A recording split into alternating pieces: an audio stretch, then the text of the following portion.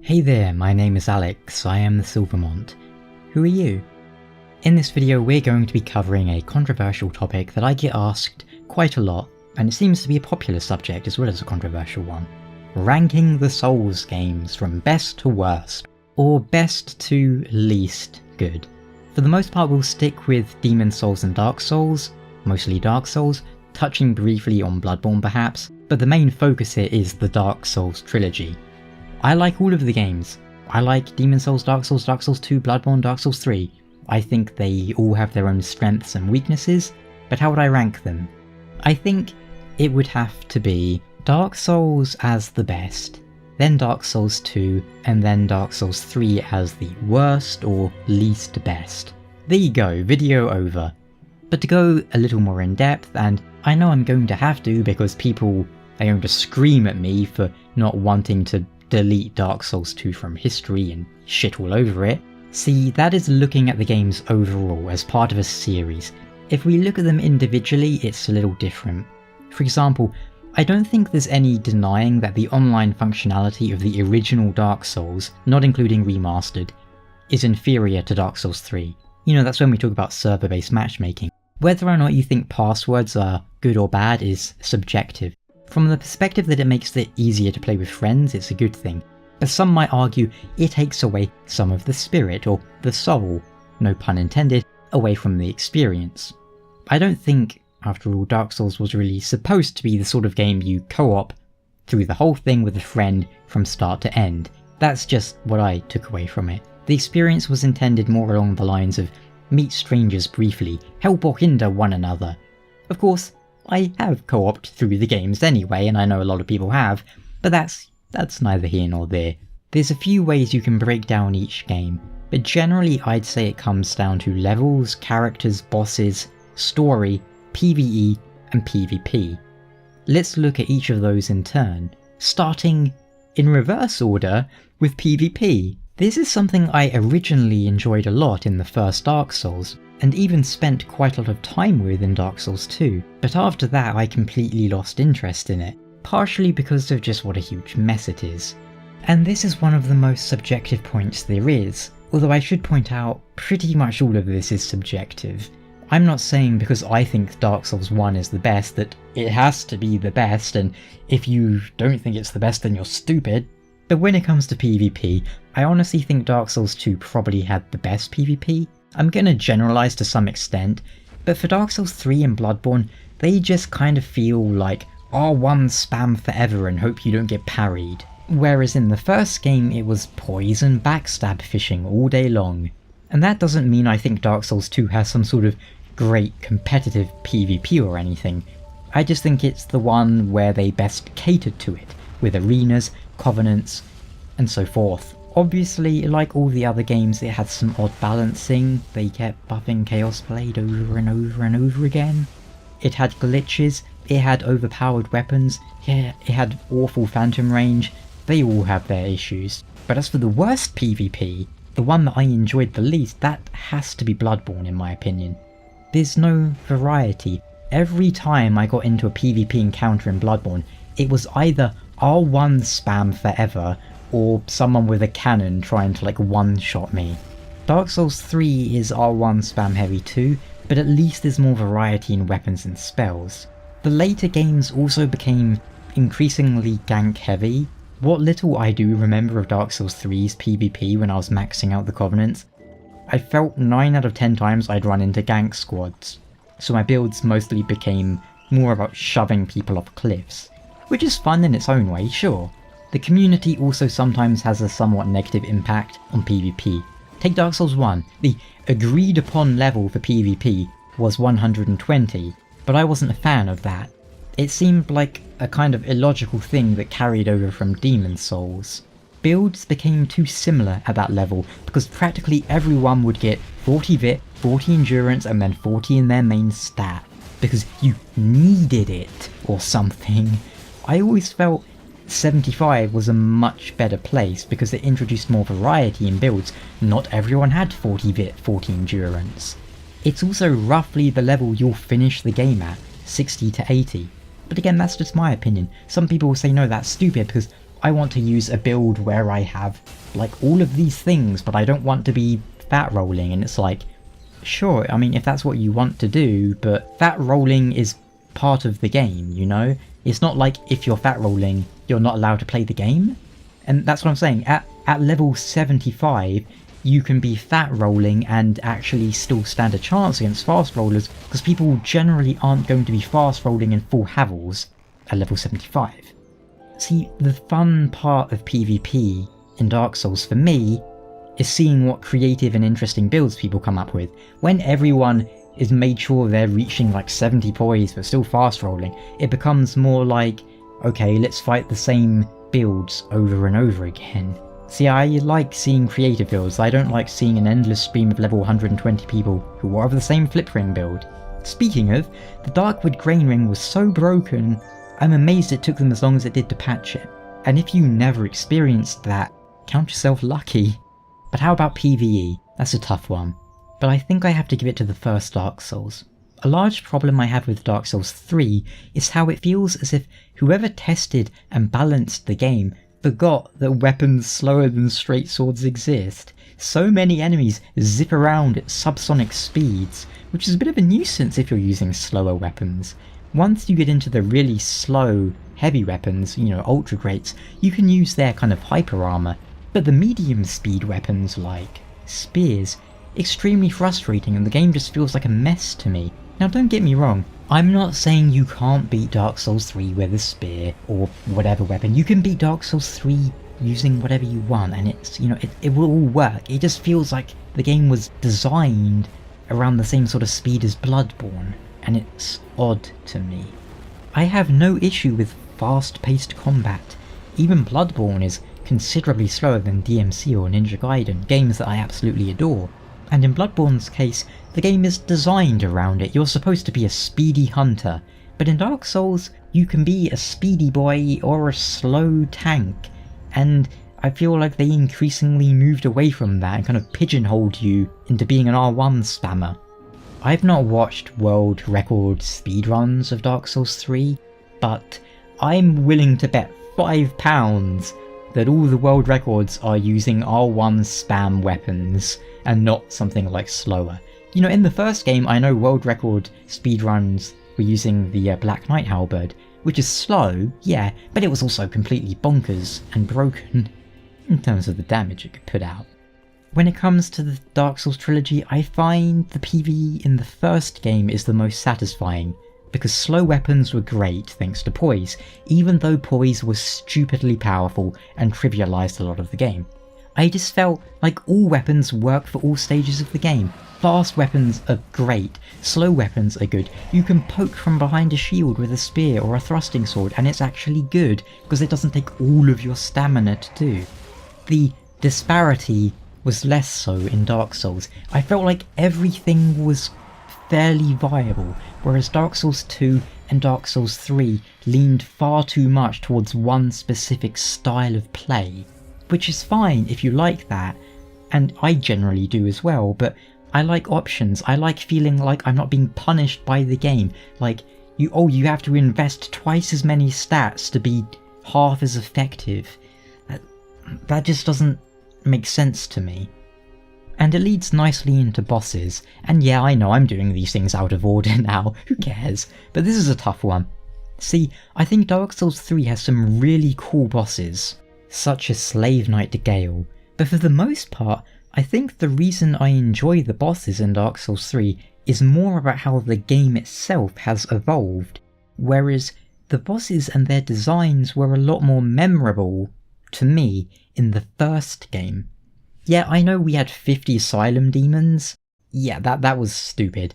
Dark Souls 3 didn't, you know, rehash as many bosses, which is nice, but there's some real stinkers of bosses in Dark Souls 1, I'm going to admit that right now. Izalith is a shit show where we fight the terribly designed Ceaseless Discharge, the reskinned Asylum Demon of a Fire Sage, the awfully designed Centipede Demon, and then the crowning pinnacle of badly designed bosses, the Bed of Chaos.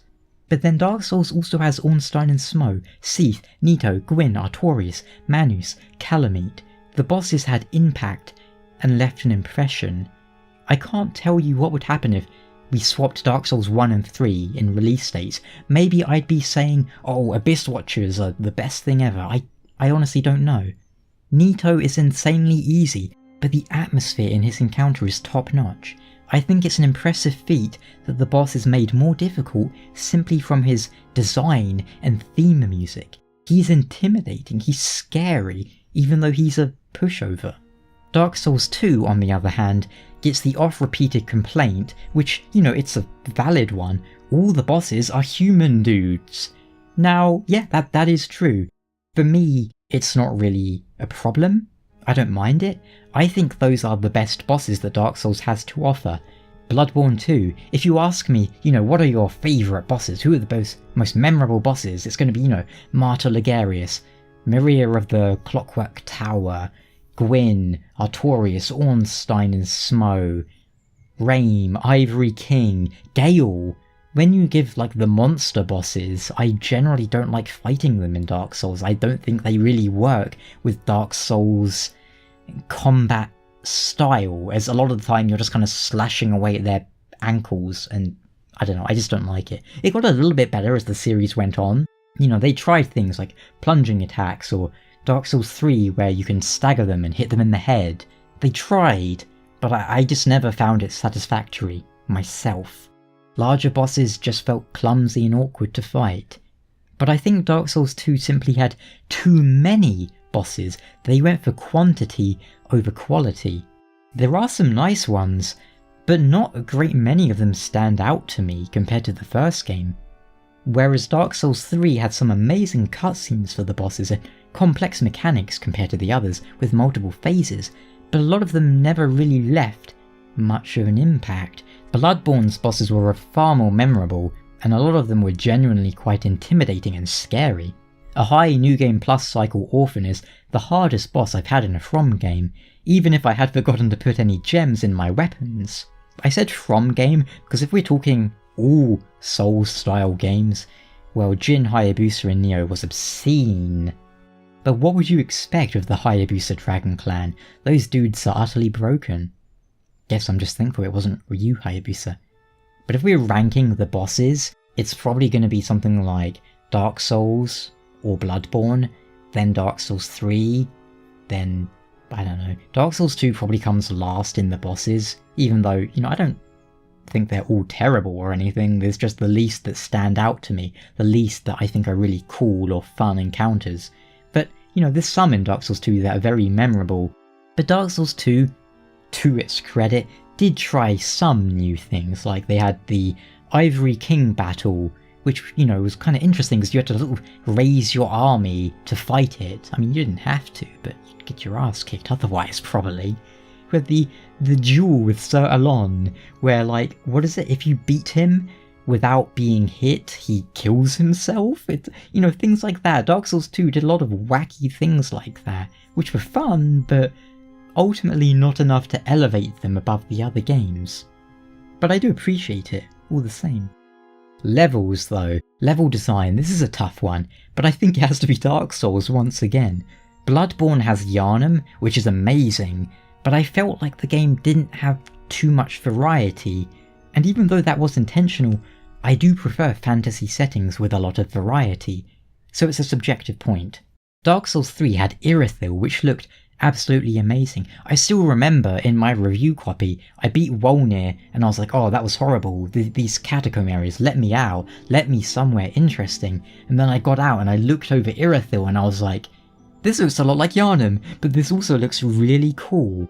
I want to explore this city right away, even though it's 3 AM and I've been playing this game non-stop all day. But then Dark Souls 3 also had the Demon Ruins, which I absolutely hate. It has the whole Farron Wood and the Swamp area, which I hate.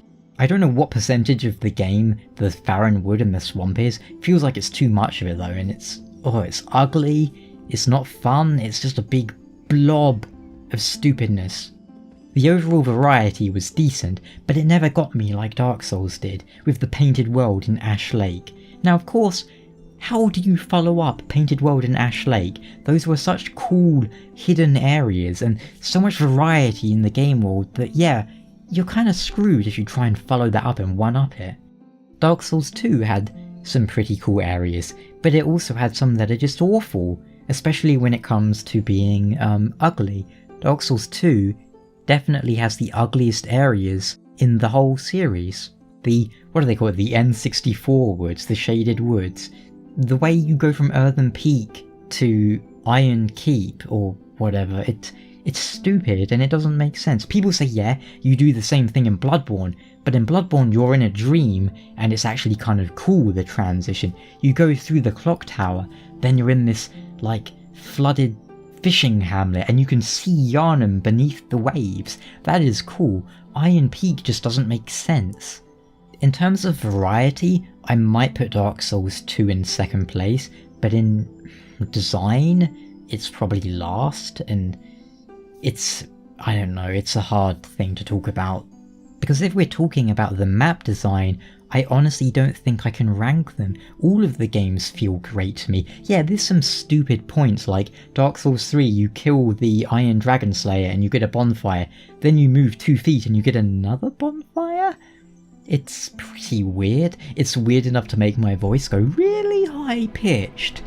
But overall, I can't really rank the map designs in the games because none of them feel a lot better or a lot worse than the other ones. So here's what I'm gonna do. I'm gonna rank them by how much platforming is there, as I absolutely cannot stand platforming in the Dark Souls games. So whichever game has the least platforming gets the top spot for me, and whichever one has the most gets the bottom spot. Overall though, Dark Souls to me had the best world and levels. The way you can climb from Ash Lake to Anor Londo, the bottom of the world to the very top. The way you can see Izalith, you can see the Tomb of the Giants, you can see Ash Lake from the Tomb of the Giants. I love it. The sheer variety of locations in such a physically small space. Not to say some areas don't blow, but even Izalith, which is horrible, it looks cool, the design is cool, even though it sucks to go through it. Finally, story and characters, another tough one. I know Dark Souls 3 is coming in last place both for story and characters. Why? Because so much of the story and so many of the characters are just rehashing the first game. I'm not a fan of that. Once again, it is subjective, but if you ask me to list my favourite characters from the Souls trilogy, Dark Souls 3 isn't going to get many mentions because you have characters from Dark Souls 1, again, and then you have characters who are basically reskins of characters from Dark Souls 1. It's going to get even less mentions if we include Bloodborne and Demon Souls. Story-wise, I honestly think it might be Demon Souls. The premise is simple yet intriguing to me. For Dark Souls, it probably has to be the first game for the story, as it raised so many interesting questions that I still love talking about even now. The game came out in 2011, it's 2018, and I can still talk about the game for hours. The world presented is just fascinating to me, I love it. As for characters, Dark Souls has Solaire the story, it has Siegmeyer, it has characters I love, but Dark Souls 2, I think, is the one that I come back to the most when it's, when it comes to characters. Yeah, Dark Souls 1 has a really fun cast, but Dark Souls 2 has my favourite characters overall, because it has Uldir and Strayed. As for the story, see, the Dark Souls 2 story initially struggles. The Throne storylines, the vanilla game storyline, is a mess, and I don't care for it at all. But the Crowns storyline from the DLC, Uldir and all that stuff, that's much, much better. Completely salvaged everything for me, taking it from the worst to one of the best. Dark Souls 3 has a similar situation. The story of the main Dark Souls 3 game, the vanilla game, I was like, this is just Dark Souls 1, but you changed a few minor details. I don't like that, because if I wanted to play Dark Souls 1 again, I would play Dark Souls 1 again. I don't want the same story told to me. But with the Ringed City, that plot is so much more interesting than the main one. Why wasn't that the main one? Why did they go, let's do Dark Souls again, but with less choices? And one reason I still have to rank it a little bit below Dark Souls 2 in that case is that even though the Ringed City, the Painted World storyline salvaged it, it was still something that wasn't entirely new. The painted world was a concept from the first game. Dark Souls 2 and the crowns and the whole Audia thing, that actually felt new. It felt like it was expanding my knowledge of the universe in an interesting way. It made me go, oh, I can see where this is going. This feels like it could be a natural ending to the cycle. Dark Souls 3 just kind of told me more about the concept of a painted world, which I kind of figured already, you know? It's like, we didn't really need all that information, although it was nice, I guess. That's where part of the problem stems from, though. I think Dark Souls 3 is a really damn good game, but in a lot of ways, it does feel like a reimagining of Dark Souls 1. So if I were reviewing Dark Souls 3 as part of the trilogy, it scores a lot less than it would as a standalone game. Does that make sense? Dark Souls 2 gets a lot of crap thrown at it, and I get a lot of crap thrown at me for ever daring to defend it, because it's different and it's weird. And yeah, don't get me wrong, I have a lot of issues with Dark Souls 2. I'd probably rather play Dark Souls 3 at the end of the day, but I think Dark Souls 2 is a better sequel in that it took risks. It told us a new story. It even set things up for the third game. Scholar of the First Sin had so many sequel hooks that I'm genuinely astonished they didn't follow up on them. Dark Souls established the cycle. Dark Souls 2 established that the cycle is really gonna keep going, my dude. But maybe, just maybe, there is hope. There is no path beyond the scope of light, beyond the reach of dark. Yet using the power of the crowns, the lords, the chosen undead, if you will, the bearer of the curse was able to achieve a sort of escape from the cycle, from the curse. That should have led into Dark Souls 3 being more of a culmination, including an option to break the curse forever. Instead, we get the vaguely implied suggestion that the painter girl creates a painted world of ash, where there is no curse, there is no cycle, but with all the world collapsing in on itself. I don't know, I feel like there's a far more satisfying conclusion waiting there, even if it was something cheesy like fighting Karth, fighting Frampt, the world serpents coming together to be your final threat, summoning Vendrick and Gwyn and Lothric as allies to the final fight. I don't know. On that topic, I'll be making another video about Dark Souls 3's lost potential from my perspective, and covering the rumoured original cut content and designs the game had. Look out for it. But there you have it, 50 hours later. For me, it goes Dark Souls, then Dark Souls 2, and then the third game. But the second and the third game are kind of interchangeable at times. It's like, Dark Souls 3 is a better game, but Dark Souls 2 took more risks, and I think it's a better sequel. If we include Bloodborne in the mix, I'd put that just behind Dark Souls 1. Just because of the lack of variety. Don't get me wrong, I love Bloodborne. Bloodborne is an amazing game, but there's just a bit of a lack of variety. In areas, in weapons and builds. I don't think the Chalice dungeons really worked either. But Demon's Souls, now that's a really tough one to rate. I honestly don't know how to rank it. It's the original. It came up with all the mechanics, tropes and themes that we love, and it was my personal introduction to the Souls franchise. But it's also the one I've played the least. See, Dark Souls, I felt like it built on the Demon's Souls formula and got so much more of it right. Estus flasks, I think those are like perfect in how they work.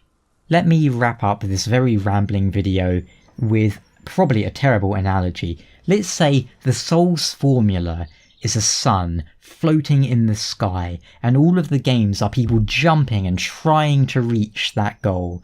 I think Dark Souls 1 got the closest to reaching that, and yet, because it jumped so high and got so close, when it fell down, it unfortunately broke its knees, and those broken knees are the reskinned bosses, Lost Izalith, the terrible matchmaking, all that kind of stuff. So, even though it got the closest, it also has some of the biggest issues. I don't know. What do you think though? What's your favourite game? What's your least favourite? And let's see what happens with Shadows Die Twice.